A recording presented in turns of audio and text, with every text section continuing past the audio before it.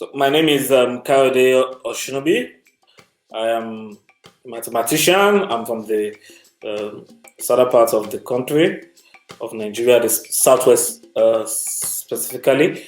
I have been lecturing in the country for more than 6 years, and my last place of lecture before I went out for my doctoral fellowship is Lagos State University. I've lectured in Caleb University. I've lectured in Caleb Business School, Bells University. Academia has been my profession. I lectured majorly pure and applied mathematics. I've lectured numerical analysis, wheel analysis, numerical methods, and I've lectured a bit of computing or precision research. I'm a PhD fellow in University of Grenoble, France, and where I'm majorly doing research, even though I can teach, but for now I've decided not to do any teaching assignment. But very soon, once my research is in more advanced state, maybe later in this year, I'll also be taking some courses. I did my primary school in Lagos, Nigeria.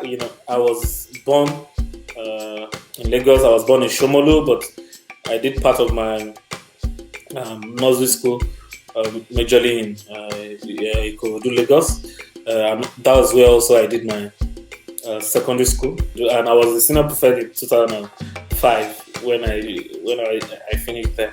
And it was a tough one because you hardly see a senior prefect of that tough school not being somebody who is going to be because naturally I'm not the tough person, and I was very gentle, but I was able to lead the school very well. My parents wanted me to be a medical doctor. I love calculation. So I wanted a course that would make me to major more in doing calculations, and I later opted for mathematics, and I said, okay, let me go for math. And everybody was like, you chose math? Why? And the reason why I didn't do engineering was I was looking at my age. I was like, I'm getting older. Engineering another 5 years, and mathematics is 4 years, and I like calculation. I'm good at calculation, so let me do mathematics. And I chose math. And my parents, even though they were not really happy about it, but later on they left me to do my math, and I enjoyed doing math. And I did math in my BSc at Lagos State University. So for almost 5 years, due to the ASU strike and all the troubles, I was there for my BSc, which I graduated with a 4.26 CGPA out of 5. I was one of the top 2 in class, and I engaged in so many activities in the university. And after that, I served and I went for my master's at University of Ilorin. I also did mathematics, but I was major more in applied math. Math was a natural thing for me. I always tell people I hardly read, I hardly go to the library. In fact, even not because I did a course, Introduction to Library in the university, and I was a course rep. So I had to go and be calling the lecturer when we have lecture. That was how I was able to know my university library in State University. So math is a natural, but I struggled in courses that have stories, like my Bio 101, Bio 102, because in 100 level you have to do Bio 101, Bio 102. Chemistry was even easy. I didn't really like physics, even though I'm a mathematician. I didn't, even though physics is an applied math, but still I didn't. The kind of lecturers I had then did not encourage me to. The only E I had on campus was in Physics 102. The only E I had on campus throughout my BSc journey was in Physics 102. So the written courses, the GNS, that's the General Studies, they were hell for me, and I find it so difficult because I love calculation. I want to be doing something that I will just be calculating and all of that. So, but with those courses, I had to struggle, read hard, and at the end of the day, I was able to come out with flying colors, even though I knew I was a first class product, but because for me, I have so many passion for leadership, I have passion for politics, so I was doing student unionism. I was in church. I was one of the leaders. There was a time I was the librarian and the academics coordinator of the church. I was community head and all of that. I was the the whole of the state secretary. So for me, I believe that I must do all those things while I was studying. Because of a lot of engagement I had at the time, I was the speaker of the faculty in the school. So I had distinction in my master's because at the long end, I enjoyed every bit because in master you are mastering the course. You are focused on the course. So professional journey started in 2013. I got to Best University. I served in Ogun State, so I got to Best University to serve at the Department of Mathematics, Physics, and Statistics. And even before then, while I was in the university, because I liked the university environment, I knew that I'm going to be a lecturer. So for me, the university environment encouraged me that, I like what I'm seeing in the university. So I think I'm going to do well as a lecturer. I just like the university setting. So when I got to Bells University, I was so motivated. I was very happy. And then in the Department of Math, Physics, and Statistics, they wanted somebody that would be teaching their students, and all of that. And my lecturing journey started at Bells University, and I spent, even after service, I was still there for some time before I went for my. I started my master's in 2015, so I had to leave for my master's at University of Ilorin. Ilorin is far from Ogun State, so I had to leave. And after my master's, I didn't get a full-time job immediately because I finished my master's December 2015. I started my master's in 2014. So I had my master's in December 2015, and 2016 January I got the results. So I started looking for where to fit in, and my first appointment again after my master was to be an associate lecturer at Caleb University. So I started with there. As a young man, that you really need a full-time job because associate lecturer is not a full-time appointment. And from there, few months after, it was as if God was arranging me. God just wanted the Caleb to be in my CV so that it would propel me to higher level. So a few months after, I applied to Lagos State University, and I resumed Lagos State University that same year to 2016 in September. Yes, September, September. Also, I resumed the appointment there, and that was my full-time job till I left. Even though I was still an associate lecturer in the Caleb University, later I was at Caleb Business School in Magodo till up to 2018 or so that I left there, and 2019 I traveled. So I had to leave all the jobs, and I'm here in France. And any department I get to, I'm the youngest because I started lecturing at 25, so I was the youngest. So it's always very challenging. You are in the midst of people that are way older than you. Some of them can even give birth to me. So even though any department I get to, they will always like me. They will always like my kind of person. And my kind of person also is a problem because I am very, very straightforward person. I say that. So whenever I get to any departmental meeting, faculty board, any board meeting, academic board, I will say the way it is, and I will not look at anybody's face, but they'll say, this young boy, why is he talking like this, And it was really challenging, and one of my philosophies is that I really don't like failures. I don't want the student to be failing, so I'm always on the front burner of fighting that. What are we really teaching, and this student are failing this much, massive carryover in the department. So when any department I get to, it's always reduced drastically because I'll get here and I'll be championing that. No, this mass failure must stop. So it's really a challenge, and because I'm also a student person, I'm closer to the student. Some of my colleagues, they don't like that because I'm simple, I'm approachable, and all of that. And I don't believe in failure.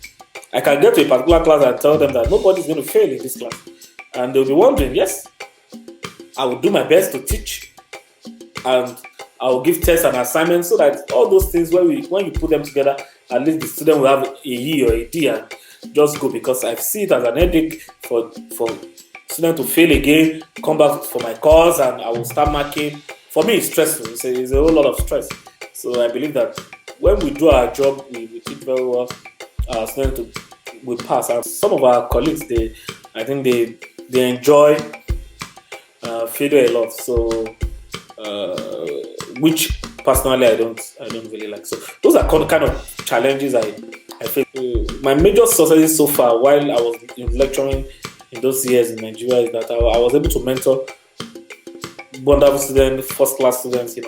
I was able to supervise good projects, and I was able to motivate and encourage a lot of them. Most of my students, some of them are around the world, US, Canada, UK, Europe. They're there, and we keep in touch, and and I'm always glad to see them. And some of them that are in the country are doing majorly well in the companies they find themselves, and they're earning very big. And I'm always happy when they share their story with me. And for me, I have in my journey, I've seen production of good research, scientific papers, traveling for conferences, seminars while in the country, fully sponsored.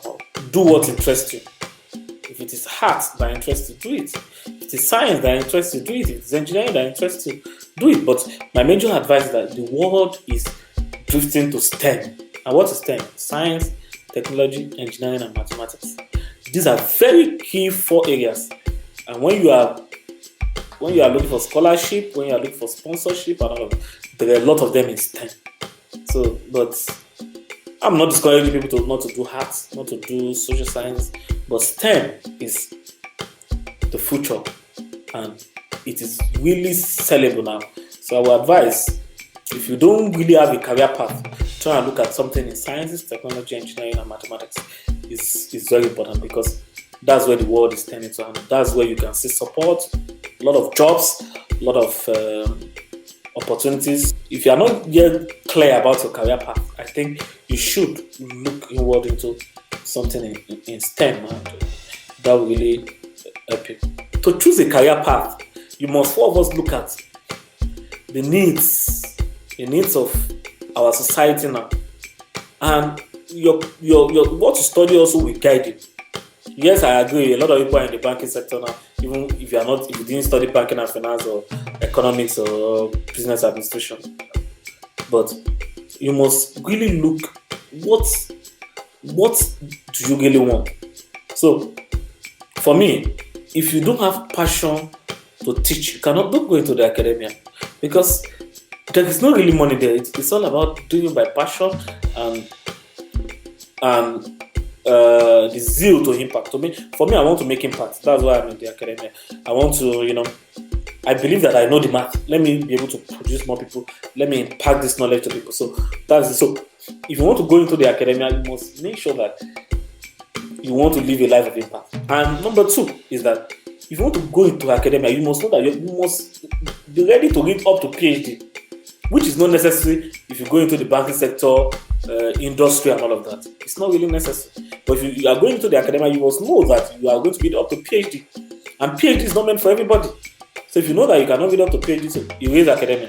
So if you want to go into the industry, look at the skills that you need. If like in the industry nowadays, they are looking for people that are very good in data science, in machine learning, in deep learning, in AI, artificial intelligence, that's AI. So, you can get skills on Python, how to program, on all these things. And it will help you. It will project you, because the world is really looking for skillful people. So what you can do from here is that you must develop your skills. You must really work on your skills so that you can make it. So you must look at what really interests you. There is a lot of money in the industry, that I know. If you go into the industry world, the corporate world, yes. And if you like the banking sector, and maybe you study something like political science, yes, you can go and do an MBA. If you do an MBA, it will put you in that line of banking sector, financial sector. If you like the banking sector and the financial sector, you can go and take an MBA course, take a professional course, do ICANN, Well, in the next 5 to 10 years, I will have, yes, of course, I will have my PhD already. And in the next 5 to 10 years, I'll be a professor, of course.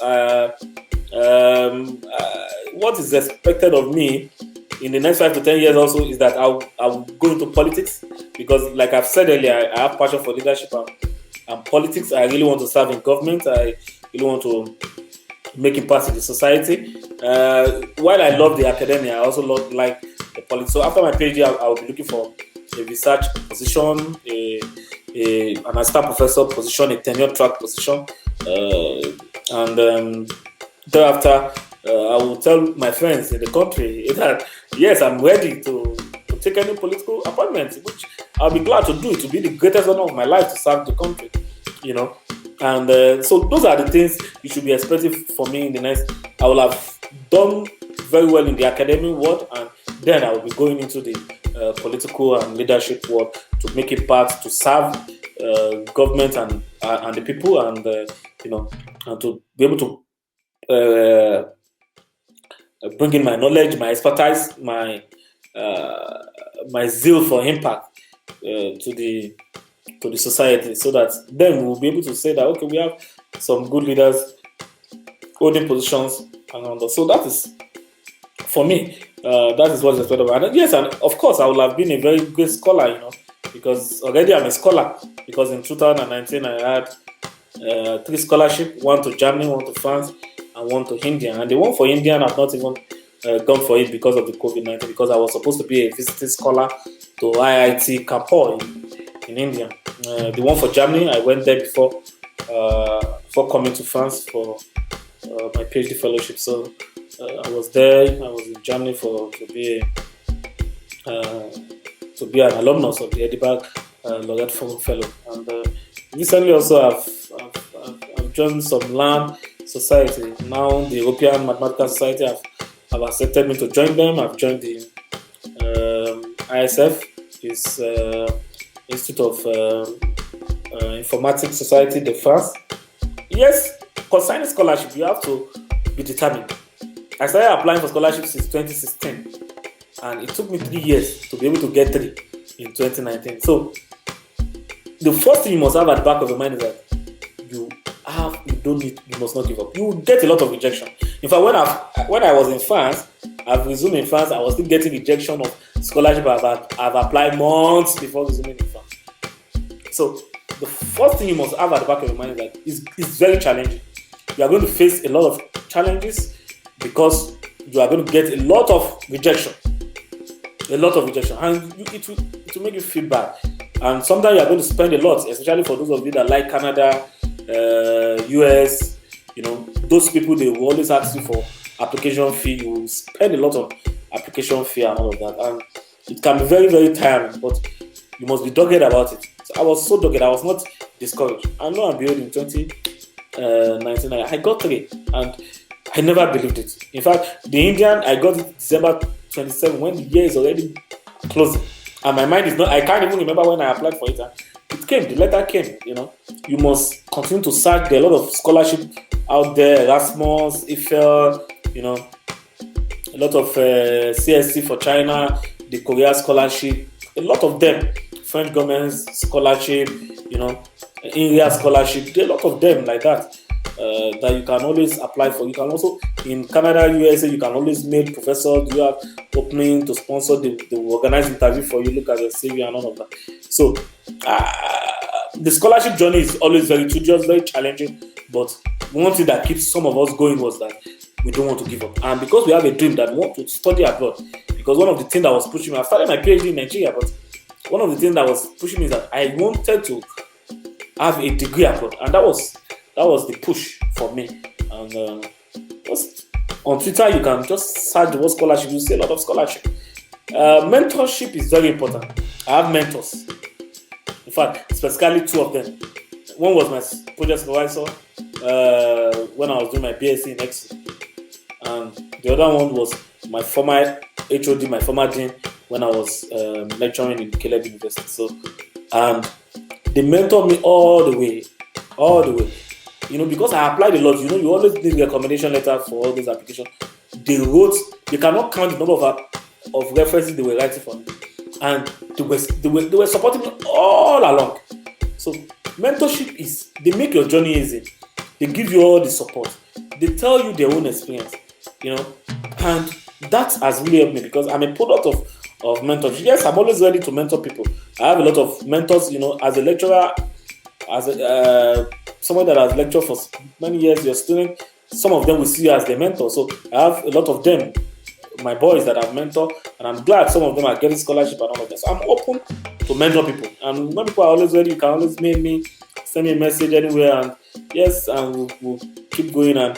But my own mentorship can be very hard because sometimes I will ask you, what are you doing? I can ask you anytime. What are you doing? How are you developing yourself? How many applications have you done today?